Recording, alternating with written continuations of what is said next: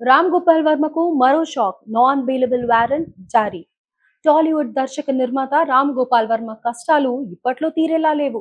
ఏపీలో ఆయనపై నమోదైన కేసులపై నిన్న హైకోర్టు 6 వారాల పాటు తదుపరి చర్యలు తీసుకోకుండా ఆదేశాలిచ్చింది. అంతలోనే ముంబై కోర్టు ఇవాళ ఆయన పిటిషన్ను తోసిపుచ్చడంతో పాటు నాన్ బెయిలబుల్ వారెంట్ కూడా జారీ చేసింది.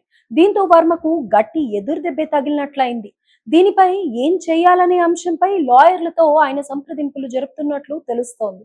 గతంలో ఓ నిర్మాతకు రామ్ గోపాల్ వర్మకు ఇచ్చిన చెక్ బౌన్స్ కావడంతో ఆయన దాఖలు చేసిన కేసులో ముంబై కోర్టు స్పందించింది.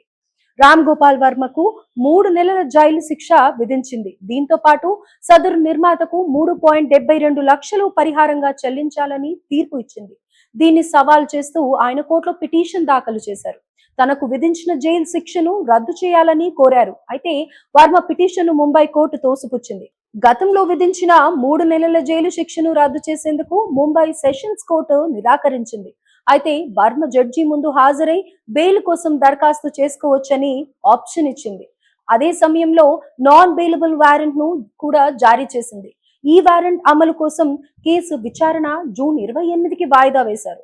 దీంతో రామ్ గోపాల్ వర్మ తదుపరి చర్యలు తీసుకోకుండా ఏం చేయాలన్న దానిపై తన లాయర్లతో చర్చలు జరుపుతున్నారు. ఇప్పటికే ఏపీలో నమోదైన కేసుల విషయంలో న్యాయ పోరాటం చేస్తున్న వర్మకు ముంబై కోర్టు ఉత్తర్వులు తలనొప్పిగా మారాయి.